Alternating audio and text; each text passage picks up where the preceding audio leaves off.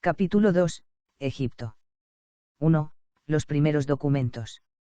Es costumbre dividir el pasado de la humanidad en eras y periodos en relación con los distintos niveles culturales y sus características. Estas divisiones resultan útiles, aunque debemos tener siempre presente que se trata solo de unos marcos superpuestos arbitrariamente para nuestra conveniencia y que las compartimentaciones en el tiempo que nos indican no son de ninguna manera aisladas y estancas. La Edad de Piedra, ese largo periodo que precedió al uso de los metales, no tuvo un final abrupto y definido. De hecho, el tipo de cultura que representaba tuvo una duración mucho más larga en Europa que en algunas regiones de Asia y de África. El nacimiento de las civilizaciones que se caracterizaron por el uso de los metales tuvo lugar en un principio en los grandes valles fluviales, como son los que nos encontramos en Egipto, Mesopotamia, India y China, y debido a ello nos referiremos a la parte inicial del periodo ya propiamente histórico como la etapa potámica. Los registros cronológicos correspondientes a las civilizaciones de los valles de los ríos Indo y Yangtze son muy inseguros, pero en cambio se dispone de una información bastante fiable acerca de los pueblos que vivieron a lo largo del Nilo y en el creciente fértil de los ríos Éufrates y Tigris.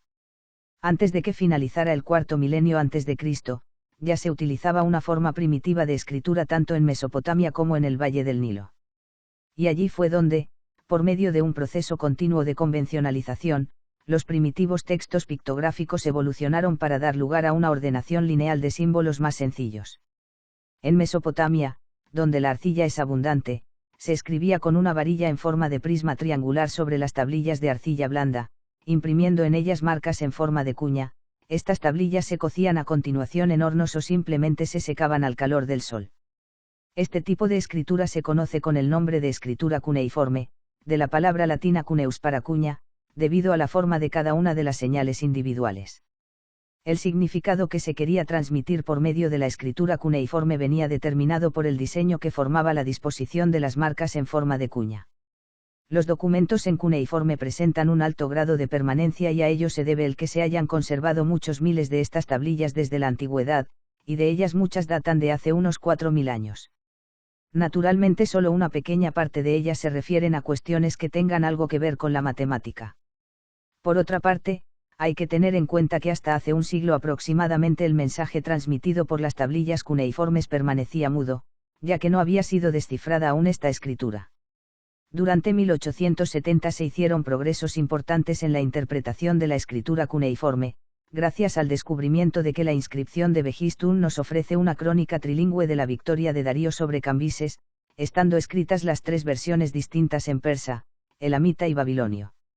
El conocimiento del persa suministró de esta forma la clave para poder leer el asirio, lenguaje que estaba ya estrechamente relacionado con el babilonio más antiguo. Incluso después de este importante descubrimiento, el desciframiento y análisis de las tablillas de contenido matemático progresó muy lentamente, y hasta el segundo cuarto del siglo XX no se tuvo un panorama claramente definido de las contribuciones matemáticas de la antigua Mesopotamia, lo cual se debe en gran parte a los trabajos pioneros de François Tougreux-Donsan en Francia y de Otto Neugebauer en Alemania y en los Estados Unidos. 2. El sistema de notación jeroglífica. Los documentos escritos egipcios tuvieron en cambio más suerte que los babilonios en cierto sentido, ya que la piedra de Rosetta, trilingüe también y que jugó un papel análogo al que desempeñaría más tarde la inscripción de Behistun, había sido descubierta ya en 1799 durante la expedición napoleónica a Egipto. Esta lápida, relativamente grande, fue encontrada en Rosetta, antiguo puerto próximo a Alejandría, y contiene un mismo texto en tres escrituras distintas, griego, demótico y jeroglífico. Conociendo el griego, Champollion en Francia y Thomas Young en Inglaterra hicieron rápidos progresos en el desciframiento de la escritura jeroglífica, es decir, talla sagrada, egipcia. Por fin era posible leer las inscripciones que aparecen talladas en todas las tumbas y monumentos egipcios, aunque tales documentos ceremoniales no sean desde luego, la mejor fuente de información en lo que se refiere a los conocimientos matemáticos. El sistema de numeración jeroglífico egipcio fue descifrado fácilmente, el principio en que se basa, tan antiguo como las pirámides por lo menos, data de hace unos 5000 años y está estructurado, como podía esperarse, en una escala numérica de base 10. Utilizando un sencillo esquema iterativo y con ayuda de un conjunto de símbolos distintos para cada una de las primeras medias docenas de potencias de 10, pueden tallarse en piedra, madera u otros materiales los nombres correspondientes a números mayores que 1.000.000. Un palote vertical aislado representa una unidad, un arco se usa para el 10, una especie de lazo que recuerda una C mayúscula representa el 100, una flor de loto para el 1000, un dedo doblado para el 10.000, un tipo de pez parecido a una lota para 100.000 y una figura humana de rodillas y con los brazos por alto, quizá una especie de dios de lo infinito, para representar 1.000.000. Repitiendo convenientemente estos símbolos puede escribirse, por ejemplo, el número 12.345. A veces los dígitos aparecen ordenados de menor a mayor de izquierda a derecha, y otras veces en columna verticalmente. Por otra parte, los símbolos mismos aparecen ocasionalmente con su orientación invertida, de manera que el lazo que representa al 100 puede presentar su convexidad hacia la izquierda o hacia la derecha. Las inscripciones egipcias nos revelan una sorprendente familiaridad con números grandes desde una fecha muy antigua. Por ejemplo, en un museo de Oxford se conserva una maza real de hace más de 5.000 años, en la que aparece registrado un número de 120.000 prisioneros y de 1.422.000 cabras capturadas. Estos números pueden muy bien estar exagerados por razones de prestigio político, pero por otras consideraciones resulta claro, sin embargo, que los egipcios solían ser notablemente exactos al contar y medir. Las pirámides muestran un grado tan elevado de precisión, tanto en su construcción misma como en su orientación, que en torno a ellas se han desarrollado leyendas infundadas. La sugerencia, por ejemplo, de que la razón del perímetro de la base de la Gran Pirámide, de Khufu o de Keops, a la altura se hizo conscientemente igual a 2pi, resulta claramente inconsistente con lo que conocemos de la geometría de los egipcios. Sin embargo, tanto las pirámides como los pasillos en su interior están orientados con tal precisión que incluso se han hecho intentos de calcular su fecha de construcción a partir de la velocidad conocida con que cambia de posición la estrella polar. Los egipcios se interesaron muy pronto por la astronomía y observaron que la inundación anual del Valle del Nilo tenía lugar poco después de la llamada salida heliacal de Sirio, la estrella alfa de la constelación de Canis Majoris, es decir, cuando Sirio sale por el este justo antes que el Sol. Observando que estas salidas heliacales de Sirio, el heraldo de la crecida, estaban separadas por 365 días, consiguieron establecer los egipcios un buen calendario solar que constaba de 12 meses de 30 días cada uno y de 5 días festivos extra. Pero este calendario civil resultaba ser demasiado corto en un cuarto de día, y así las estaciones avanzaban más o menos un día cada 4 años, hasta que, al cabo de un ciclo de 1460 años las estaciones volvían a estar sincronizadas con el calendario. Dado que, como sabemos por el escritor romano Censorino, autor de la obra, sobre el día del nacimiento, 238 después de Cristo, el calendario egipcio estaba de acuerdo con las estaciones el año 139 después de Cristo, se ha sugerido por extrapolación hacia atrás que el calendario debió ser instituido en el año 4241 a.C., exactamente 3 ciclos completos antes. Cálculos más precisos basados en el hecho de que el año no tiene exactamente 365 y un cuarto días, han modificado la fecha anterior al año 4228 a.C., pero otros historiadores creen que la extrapolación hacia atrás más allá de 2 ciclos no ofrece garantías, y sugieren por lo tanto un origen del calendario situado hacia el año 2773 a.C. 3. El papiro de Ames.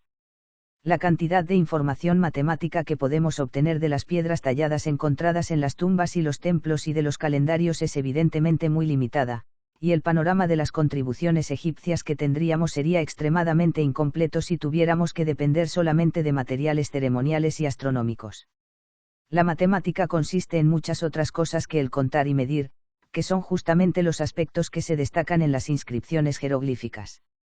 Afortunadamente disponemos de otras fuentes de información, hay un cierto número de papiros egipcios que, de una manera o de otra, han conseguido sobrevivir a los estragos del tiempo durante más de 3 milenios y medio. El más extenso de los que contienen información matemática es un rollo de papiro de unos 30 centímetros de alto y casi 6 metros de largo, que está depositado actualmente en el British Museum, excepto unos pocos fragmentos que conserva el Brooklyn Museum. Este papiro fue comprado en 1858 en una ciudad comercial del Nilo por un anticuario escocés, Henry Rind, de donde deriva el nombre de papiro Rind con que se le conoce usualmente, o no tan a menudo, como el papiro de Ames, en honor del escriba que lo copió hacia el 1650 a.C. Este escriba nos dice que el material se deriva de un prototipo del Imperio Medio, de entre el 2000 y el 1800 a.C., y es posible que parte de estos conocimientos provengan en realidad de Imhotep, el casi legendario arquitecto y médico del faraón Zoser, que dirigió la construcción de su pirámide hace casi 5000 años. En cualquier caso, la matemática egipcia parece haberse estancado durante unos 2000 años después de unos comienzos prometedores. Tanto los numerales como el resto del material que aparece en el papiro Rind no están escritos en la forma jeroglífica que hemos visto más arriba, sino en una escritura más cursiva, que se adapta mejor al uso del pincel y la tinta sobre las hojas de papiro previamente tratadas, escritura que se conoce como hierática o sagrada, para distinguirla de la forma aún posterior llamada escritura demótica o popular. El sistema de numeración sigue siendo desde luego, decimal, pero el tedioso principio repetitivo de la numeración jeroglífica se ve reemplazado por la introducción de cifras o signos especiales para representar los dígitos y los múltiplos de las potencias de 10. El 4, por ejemplo, no se suele ver ya representado por 4 barras o palotes verticales, sino por una barra horizontal, y el 7 no se escribe como 7 palotes, sino como una cifra única que recuerda la forma de una hoz. En notación jeroglífica para el número 28, la cifra que representa al dígito de orden menor, 8, o 2 cuatros, aparece a la izquierda en vez de a la derecha. Este principio de notación cifrada, introducido por los egipcios hace unos 4000 años y utilizado en el papiro Rind, representó una contribución importante a los sistemas de numeración, y es uno de los factores que hace que el sistema que utilizamos hoy en día sea un instrumento tan eficaz como es. 4. Las fracciones unitarias. Los hombres de la Edad de Piedra no tenían necesidad de usar fracciones, pero al alcanzarse un nivel cultural más avanzado durante la Edad del Bronce, parece haber aparecido por primera vez la necesidad de un concepto más o menos vago de fracción y de un sistema de notación capaz de representar fracciones. En las inscripciones jeroglíficas egipcias nos encontramos, en efecto, con una notación especial para las fracciones unitarias, es decir, para las fracciones que tienen como numerador la unidad. Lo que nosotros llamamos el inverso de un número natural se representaba colocando simplemente sobre la expresión que designaba a este número un signo oval alargado. En el sistema de notación hierático que aparece en los papiros, el óvalo alargado se reemplaza por un punto que viene colocado encima de la cifra que represente al número en cuestión, o sobre la cifra más a la derecha en el caso del inverso de un número con varios dígitos. Estas fracciones unitarias se utilizaban ya con gran virtuosismo en la época de Ames, pero en cambio las fracciones en general parecen haber sido un verdadero enigma para los egipcios. Con la fracción 2/3 parecían sentirse cómodos, ya que tenían un símbolo hierático especial para representarla, y de una manera un poco más general, usaban a veces signos especiales para las fracciones complementarias a la unidad de las fracciones unitarias. A la fracción 2/3 le asignaban los egipcios un papel tan especial en sus cálculos aritméticos que para calcular un tercio de un número, hallaban primero los 2/3 y luego calculaban la mitad del resultado. Conocían y utilizaban el hecho de que los 2/3 de la fracción unitaria 1 sobre p es igual a la suma de las dos fracciones unitarias 1 sobre 2p y 1 sobre 6p, y sabían también, obviamente, que el doble de la fracción unitaria 1 sobre 2p es la fracción unitaria 1 sobre p. Sin embargo, parece como si, aparte de la fracción 2/3, los egipcios consideraran las fracciones generales propias de la forma m sobre n, con m menor que n, no como una cosa elemental y simple, sino como parte de un proceso incompleto. Donde nosotros consideramos hoy 3/5 como una fracción propia irreducible, los escribas egipcios la trataban como reducible a la suma de las tres fracciones unitarias 1/3, 1/5 y 1 sobre 15. Para facilitar la reducción de las fracciones propias mixtas a una suma de fracciones unitarias, el papiro Rind comienza con una tabla en la que se expresa 2 sobre n como suma de fracciones unitarias para todos los valores impares de n desde 5 a 101. El equivalente de 2/5 es, según el papiro, 1/3 y 1 sobre 15. No está nada claro por qué se prefería una descomposición a otra de las muchas posibles, infinitas de hecho si no se ponen limitaciones. Se ha sugerido que algunas de las descomposiciones en la tabla de 2 sobre n podían estar obtenidas utilizando lo equivalente a una fórmula. Sin embargo, ninguno de estos métodos da la combinación que aparece en la tabla para 2 sobre 15. Recientemente se ha sugerido que en la mayor parte de los casos la elección venía motivada por la preferencia de los egipcios por las fracciones que se derivan de las fracciones naturales 1/2, 1/3 y 2/3 tomando sucesivamente la mitad. Así, si uno quiere expresar 2 sobre 15 como suma de fracciones unitarias, podría muy bien empezar por tomar la mitad de 1 sobre 15 y después ver si al resultado 1 sobre 30 se le puede sumar otra fracción unitaria que dé como resultado 2 sobre 15, o bien podría usar una conocida relación para llegar al mismo resultado. Uno de los problemas del papiro Rind menciona expresamente este segundo método para calcular los 2/3 de un quinto, y afirma que se puede proceder análogamente para otras fracciones. Pasajes como este nos demuestran que los egipcios eran conscientes en algún sentido de las reglas y métodos generales que están por encima y a la vez van más allá del caso concreto que se tiene a mano, y esto representa ciertamente un paso importante en el desarrollo de la matemática. Para la descomposición de 2/5 en fracciones unitarias el procedimiento de hallar la mitad no es conveniente, pero si comenzamos con 1/3 de un quinto nos encontramos con la descomposición dada por Ames. En el caso de 2/7 podemos aplicar el método de hallar la mitad 2 veces consecutivas a 1/7 y también por particiones sucesivas obtenemos la descomposición de Ames. La auténtica obsesión egipcia en hallar la mitad y tomar 1/3 queda bien patente en la última línea de la tabla 2 sobre n, para n igual a 101, pues no nos parece nada claro en absoluto por qué la descomposición 2 sobre n es mejor que 1 sobre n más 1 sobre n. Quizá uno de los objetos de la descomposición de 2 sobre n era el de llegar a fracciones unitarias menores que 1 sobre n salvo una de ellas. 5. Las operaciones aritméticas. La tabla de 2 sobre n en el papiro de Ames viene seguida por una breve tabla de n sobre 10, para n de 1 a 9, en la que de nuevo estas fracciones se expresan en términos de las fracciones favoritas unitarias y de la fracción 2/3, por ejemplo, la fracción 9 décimos aparece descompuesta en 1 sobre 30, 1/5 y 2/3. Ames había comenzado su obra asegurando que en ella se contenía el estudio completo y detallado de todas las cosas y el conocimiento de todos los secretos, y en consecuencia la parte principal del material, a continuación de las tablas de 2 sobre n y de n sobre 10, consiste en una colección de 84 problemas muy variados. Los 6 primeros piden efectuar el reparto de 1, 2, 6, 7, 8 o 9 hogazas de pan entre 10 hombres, y en ellos el escriba hace uso de la tabla de fracciones n sobre 10 que acaba de dar. En el primer problema el escriba se mete en unos líos considerables para mostrar que es correcto dar a cada uno de los 10 hombres un décimo de hogaza. Véase el razonamiento: si un hombre recibe un décimo de hogaza, 2 hombres recibirán 2 décimos, es decir, 1/5, y 4 hombres recibirán 2/5 de hogaza o bien 1/3 más 1 sobre 15 de hogaza, y por lo tanto 8 hombres recibirán 2/3 más 2 sobre 15 de hogaza o bien 2/3 más 1 sobre 10 más 1 sobre 30, y 8 hombres más 2 hombres, los 10 iniciales, recibirán entre todos 2/3 más 1/5 más 1 sobre 10 más 1 sobre 30 de hogaza, es decir, la hogaza completa. Ames parece haber tenido a su disposición algo equivalente a nuestro mínimo común múltiplo, lo que le permitía completar la comprobación. En la división de 7 hogazas entre 10 hombres, el escriba podría haber tomado 1/2 más 1/5 de hogaza para cada uno, pero la predilección por 2/3 le lleva a elegir en cambio la expresión 2/3 más 1 sobre 30 de hogaza para cada uno. La operación aritmética fundamental en Egipto era la suma, y nuestras operaciones de multiplicación y división se hacían en la época de Ames por sucesivas duplicaciones o mediaciones. Nuestra propia palabra multiplicación, de múltiple, viene a sugerir de hecho, el proceso mismo que seguían los egipcios.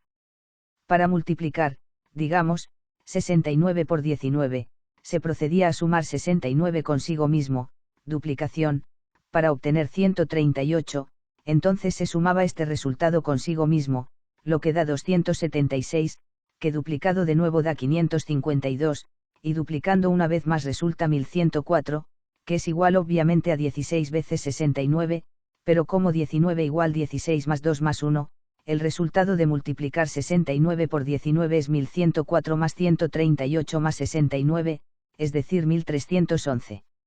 A veces se efectuaba a lo largo del proceso de golpe una multiplicación por 10, ya que se trata de una operación muy natural en notación jeroglífica de base 10.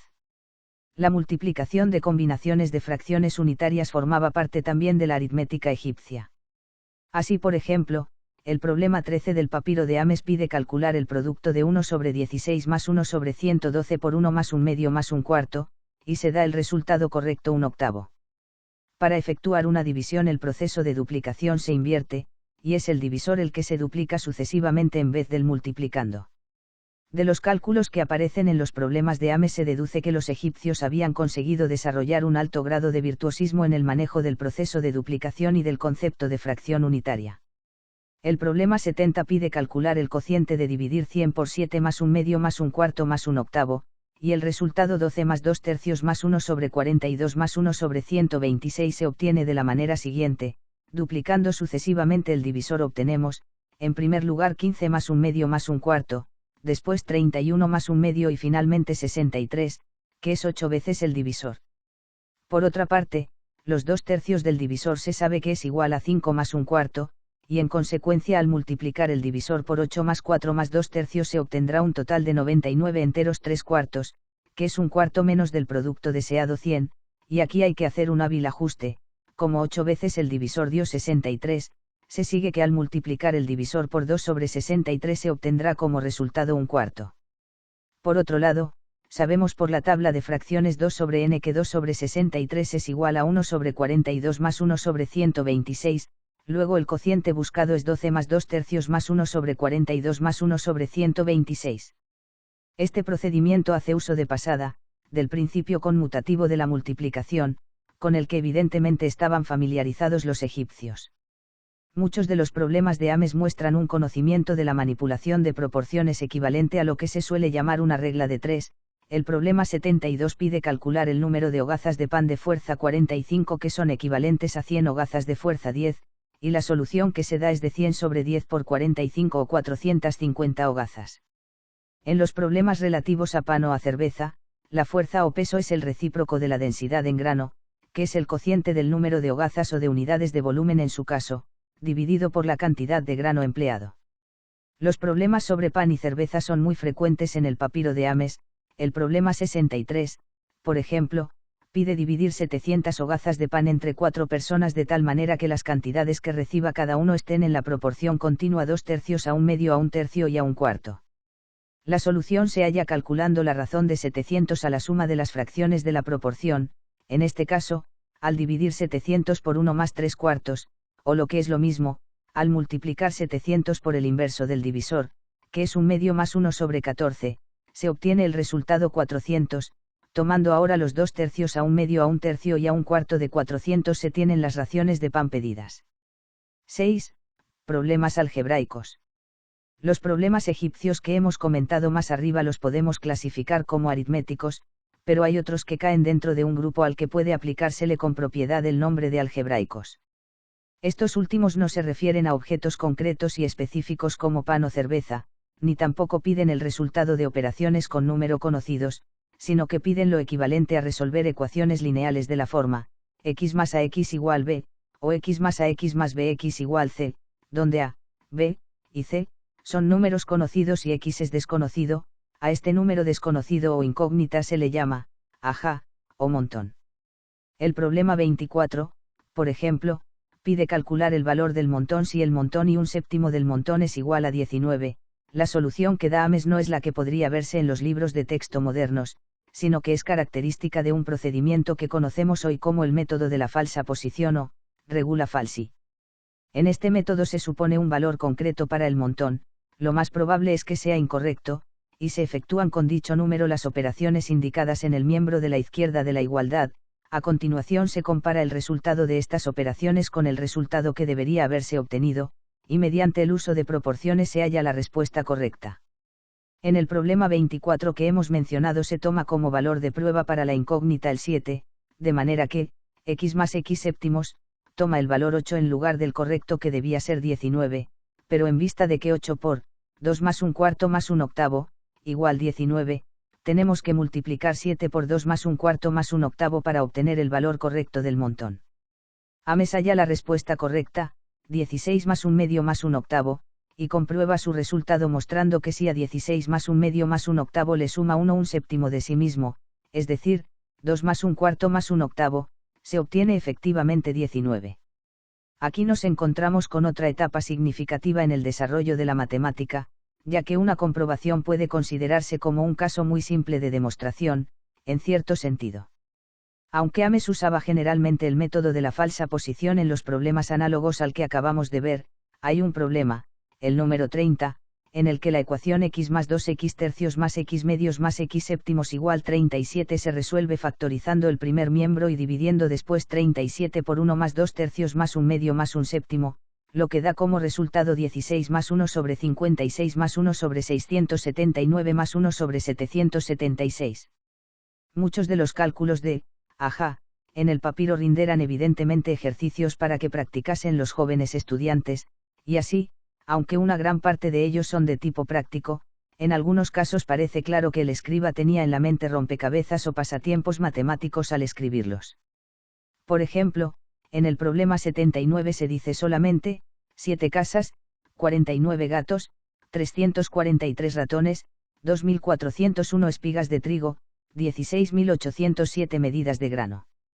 Se supone que el escriba se refería a un problema, probablemente bien conocido ya, en el que en cada una de 7 casas hay 7 gatos, cada uno de los cuales se come 7 ratones, cada uno de los cuales se habría comido 7 espigas de grano, cada una de las cuales habría producido a su vez 7 medidas de grano.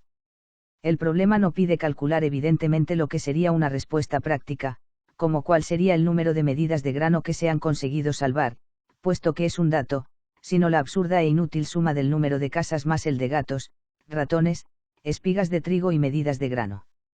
Esta pizca de humor en el papiro de Ames parece constituir un antepasado remoto de una conocida canción infantil. 7. Problemas geométricos. El historiador griego Heródoto nos dice que el hecho de que todos los años, con ocasión del desbordamiento del Nilo, se borraran las lindes de los campos fue el que acentuó la necesidad de los agrimensores. Las habilidades de los tensadores de la cuerda egipcios fueron admiradas, como sabemos, por Demócrito, matemático notable él mismo y uno de los fundadores de la teoría atómica, aunque hoy día sus logros nos parecen haber sido valorados excesivamente, en parte como resultado de la admirable precisión en la construcción de las pirámides. Se ha dicho frecuentemente que los antiguos egipcios estaban ya familiarizados con el teorema de Pitágoras, pero lo cierto es que en los papiros que han llegado hasta nosotros no hay ningún indicio de ello. Sí hay, sin embargo, varios problemas geométricos importantes en el papiro de Ames. El problema 51 de Ames muestra que para calcular el área de un triángulo isósceles hay que tomar la mitad de lo que nosotros llamaríamos la base y multiplicarlo por la altura. Ames justificaba este método para calcular el área sugiriendo que el triángulo isósceles se podría considerar como formado por dos triángulos rectángulos, uno de los cuales puede desplazarse cambiando de posición de manera que entre los dos triángulos se forme un rectángulo. En el problema 52 se trata análogamente el caso del trapecio isósceles, considerando el caso particular en que la base mayor es 6, la menor 4 y la distancia entre ellas es 20, Ames torna la semisuma de las dos bases, de manera que se convierta en un rectángulo, y la multiplica por 20 para hallar el área. En este tipo de transformaciones, en las que se convierten triángulos isósceles y trapecios en rectángulos, podemos ver ya los comienzos de una especie de teoría de congruencia y de la idea de demostración en geometría, pero los egipcios no desarrollaron más estos principios. Un defecto importante en su geometría radica en la falta de una distinción clara y precisa entre las relaciones que son exactas y las que son solo aproximadas. Una escritura de contrato procedente de Edfu que ha llegado hasta nosotros y que data de un periodo posterior a Ames en unos 1500 años, nos ofrece ejemplos de áreas de triángulos, trapezoides, rectángulos y otros cuadriláteros más generales. La regla para calcular el área de un cuadrilátero cualquiera consiste en tomar el producto de las medias aritméticas de los pares de lados opuestos. A pesar de que esta regla es groseramente incorrecta, el autor del documento deduce de ella un curioso corolario igualmente incorrecto, a saber, que el área de un triángulo es igual a la semisuma de dos de sus lados por la mitad del tercer lado. Este es un ejemplo sorprendente de búsqueda de relaciones entre figuras geométricas, así como de un uso primitivo de la idea del cero reemplazando a una magnitud geométrica. El método egipcio para hallar el área del círculo se ha venido considerando desde hace mucho tiempo como uno de los progresos más notables de la época. En el problema 50 el escriba Ames admite que el área de un campo circular de 9 unidades de diámetro es la misma que el área de un cuadrado de lado 8 unidades.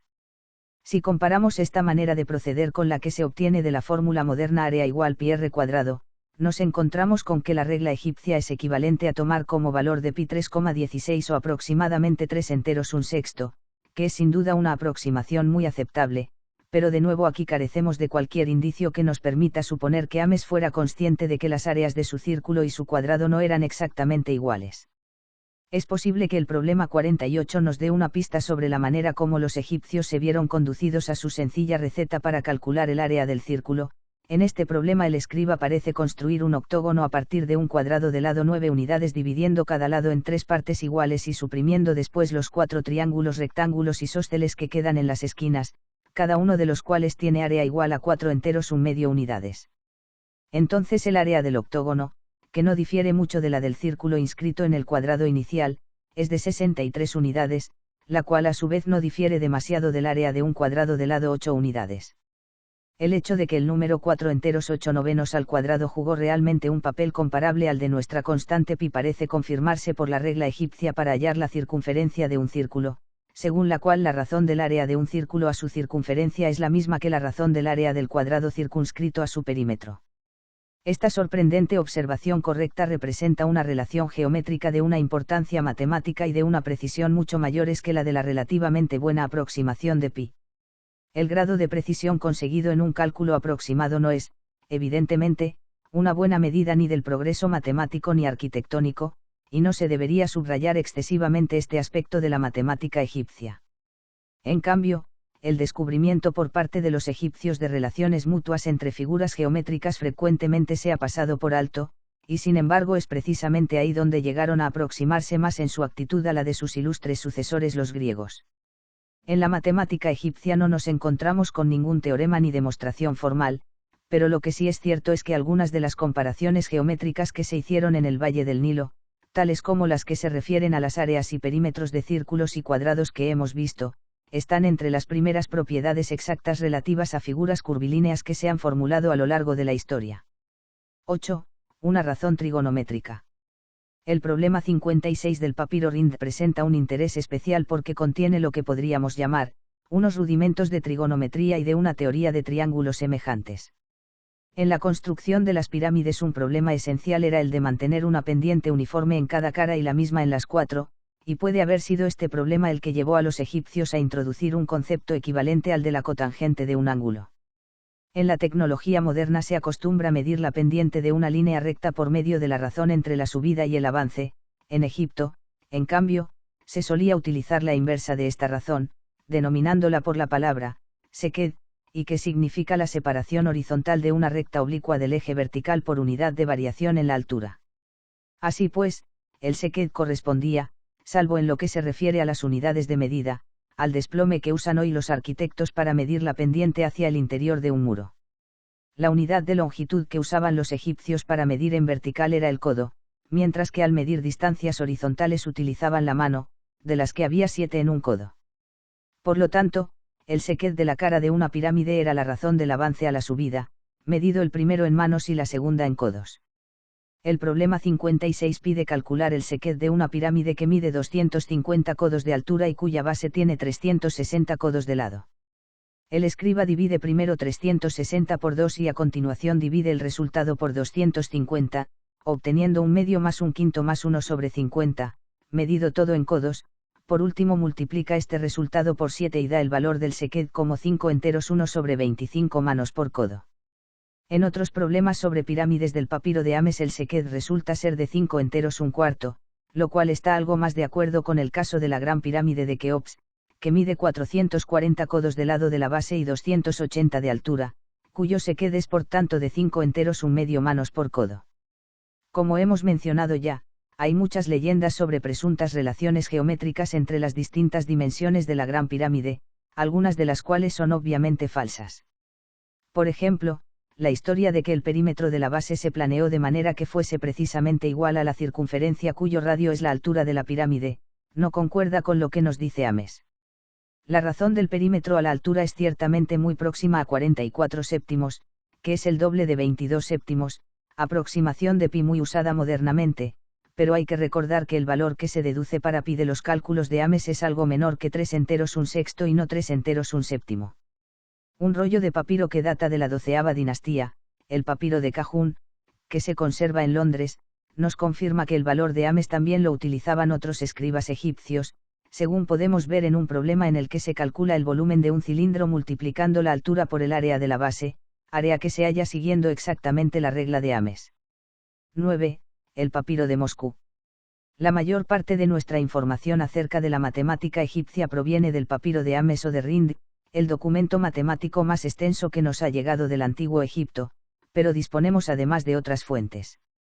Aparte del papiro de Cajún ya mencionado, hay un papiro de Berlín del mismo periodo, 2 tablillas de madera de Ajmim, El Cairo, de hacia el 2000 a.C., un rollo de piel que contiene listas de fracciones unitarias y que data del final del periodo de los Hicsos, y otro importante papiro conocido por el nombre de papiro Golenishevo de Moscú, que fue comprado en Egipto el año 1893.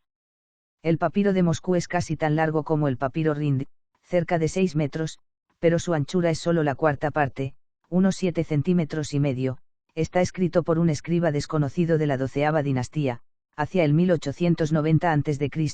de una manera más descuidada que la obra de Ames, y contiene 25 problemas resueltos, la mayor parte de ellos de la vida corriente y que no se diferencian mucho de los de Ames excepto en 2 casos que tienen una importancia especial.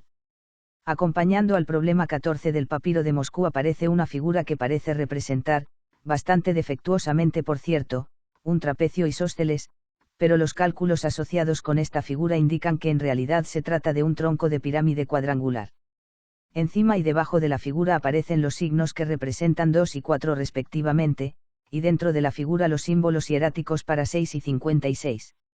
El desarrollo de los cálculos revela que lo que se pide en el problema es calcular el volumen de un tronco de pirámide cuadrangular regular de altura 6 unidades, siendo las aristas que constituyen los lados de las bases superior e inferior de 2 y 4 unidades respectivamente. Las instrucciones que va dando el escriba conducen a elevar al cuadrado los números 2 y 4 y añadirle a la suma de estos dos cuadrados el producto de 2 por 4, cuyo resultado es 28. Por último se multiplica este resultado por 1/3 de 6, y el escriba concluye con las consabidas palabras: «¿Ves? Es 56, lo has calculado correctamente». Es decir, que lo que se ha ido haciendo ha sido calcular el volumen del tronco de pirámide de acuerdo con la fórmula moderna, volumen igual a 1/3 de la altura por a cuadrado más ab más b cuadrado, donde h es la altura y a y b los lados de las bases cuadradas. Esta fórmula no aparece escrita en ninguna parte, pero es evidente que la manera de proceder que indica era conocida por los egipcios. Y si uno considera b igual 0, como se hace en el contrato de Edfu, la fórmula se reduce a la conocida expresión para el volumen de una pirámide, 1/3 del área de la base por la altura. No se sabe cómo llegaron los egipcios a estos resultados, pero parece muy posible que la regla para el volumen de la pirámide tuviera un origen experimental, y quizá también para el volumen del tronco, aunque no es tan fácil. Para este último parece más probable una explicación de base teórica, y se ha sugerido que los egipcios pudieron proceder aquí de una manera análoga a como hicieron en los casos del triángulo isósceles y del trapecio isósceles, es decir, pudieron haber descompuesto al menos mentalmente el tronco de pirámide en paralelepípedos, prismas y pirámides. Reemplazando las pirámides y prismas por bloques rectangulares iguales, se pueden agrupar estos bloques de manera que hacen plausible la fórmula egipcia. Se podría haber comenzado, por ejemplo, con una pirámide de base cuadrada y con su vértice exactamente en la vertical de uno de los vértices de la base, entonces una descomposición obvia de su tronco consistiría en descomponerlo en 4 partes, un paralelepípedo rectangular cuyo volumen es b cuadrado h, 2 prismas triangulares, de volumen bh medios por a menos b cada uno de ellos, y por último una pirámide de volumen h tercios por a menos b al cuadrado. Los dos prismas se pueden recombinar en un paralelepípedo rectángulo de dimensiones b, a menos b y h, y la pirámide se puede considerar como un paralelepípedo rectángulo de dimensiones a menos b y h tercios. Cortando los dos paralelepípedos más altos de manera que todas las alturas sean h tercios, se pueden ordenar fácilmente los bloques de manera que formen 3 capas, cada una de altura h tercios, y que tengan como áreas de sus bases a cuadrado, ab y b cuadrado respectivamente. El problema 10 del papiro de Moscú presenta un problema de interpretación más difícil que el problema 14. Aquí el escriba pide el área de la superficie de lo que parece ser una cesta de diámetro 4/1/2, y procede en sus cálculos como si estuviera usando lo equivalente de la fórmula, superficie igual 1 menos 1/9 al cuadrado por 2x por x, donde x vale 4/1/2, obteniendo como resultado final 32 unidades. Teniendo en cuenta que 1 menos 1/9 al cuadrado es la aproximación egipcia para pi cuartos, el resultado 32 podría corresponder a la superficie de una semiesfera de diámetro 4/1/2, y esta fue la interpretación que se le dio al problema en 1930. Un resultado tal como este, anticipándose en más de 1500 años a los cálculos más antiguos conocidos del área de la esfera, habría sido asombroso, y parece de hecho, haber sido demasiado bonito para ser verdad. Análisis posteriores vinieron a sugerir que la cesta pudiera haber sido, o tenido la forma de un tejado semicilíndrico de diámetro 4/1/2 y longitud 4/1/2. En este caso el cálculo no requiere conocer más que la longitud de una semicircunferencia, y puede obtenerse con gran facilidad de manera experimental, cosa prácticamente imposible para la semiesfera. La gran concisión y oscuridad del texto hace posibles interpretaciones aún más primitivas, incluida la posibilidad de que el cálculo en cuestión no sea más que una tosca estimación del área de un techo abovedado de un granero. Eso sí, en cualquier caso parece que nos encontramos aquí con una estimación primitiva del área de una superficie curvilínea. 10. Las deficiencias de la matemática egipcia. Durante muchos años se dio por descontado que los griegos habían aprendido los rudimentos de su geometría de los egipcios, y concretamente Aristóteles pensaba que la geometría había surgido en el Valle del Nilo debido a que allí los sacerdotes disponían del ocio necesario para desarrollar cualquier conocimiento teórico. Es muy probable que los griegos tomaran prestadas algunas partes de la matemática elemental de Egipto, ya que por ejemplo, el uso de las fracciones unitarias fue persistente en Grecia y Roma, para llegar hasta el período medieval, pero evidentemente los griegos exageraron su deuda para con los egipcios, en parte sin duda por su respeto casi reverencial a la antigüedad de la cultura egipcia. El tipo de conocimientos que nos revelan los papiros egipcios que han llegado hasta nosotros es en su mayor parte de carácter práctico, y el elemento principal en todas las cuestiones es el cálculo numérico. Donde parecen entrar tímidamente algunos elementos teóricos, la finalidad perseguida parece haber sido la de facilitar o justificar las técnicas más que el conseguir un entendimiento teórico del porqué. Incluso la tan alabada en otros tiempos geometría egipcia resulta haber sido casi exclusivamente una rama de la aritmética aplicada, y donde aparecen relaciones elementales de congruencia, su finalidad parece ser la de proporcionar nuevos recursos de medición más que la de un conocimiento más profundo. Las reglas de cálculo raramente se justifican, y siempre se refieren solo a casos concretos. Los papiros de Ames y de Moscú, nuestras dos principales fuentes de información, pudieron haber sido en su día únicamente manuales destinados a la formación de los estudiantes, pero de paso indican inevitablemente la dirección y las tendencias de la educación matemática egipcia. La evidencia adicional obtenida de las inscripciones en los monumentos, de fragmentos de otros papiros matemáticos y de documentos que se refieren a otros campos científicos próximos nos sirve solo para confirmar la impresión general sacada de las fuentes principales. Bien, es verdad que los dos papiros matemáticos más importantes que conocemos son de un periodo relativamente antiguo, anterior al menos en 1000 años a los comienzos de la matemática griega, pero lo cierto es que la matemática egipcia, como toda la cultura en general, parece haber permanecido en un estado notablemente uniforme a lo largo de su prolongada historia. En todas sus etapas estuvo construida en torno a la operación de sumar, desventaja que dio a todas las técnicas de computación egipcias un aire primitivo peculiar, combinado a veces con una sorprendente complejidad. Se ha dicho a veces que el fértil Valle del Nilo es realmente el oasis más grande del mundo incrustado en el desierto más grande del mundo, regado por uno de los ríos más caballerosos que se conocen y protegido geográficamente en su mayor parte de las invasiones extranjeras, constituyó un magnífico refugio para un pueblo pacífico que lo que más deseaba era seguir un sistema de vida tranquilo y sin problemas. El amor de los dioses benévolos, el respeto a la tradición y la preocupación por la muerte y por las necesidades de los muertos, todo ello propició un alto grado de estancamiento en la civilización y en la cultura. La geometría pudo haber sido un regalo del Nilo, como creía Heródoto, pero los egipcios sacaron poco partido del regalo. En realidad, la matemática de Ames era la misma que la de sus antepasados y la de sus descendientes. Para ponernos en contacto con una matemática cuyos logros acusan más las señales del progreso, tenemos que dirigir nuestra mirada a otro valle, este más turbulento, conocido de manera genérica como Mesopotamia.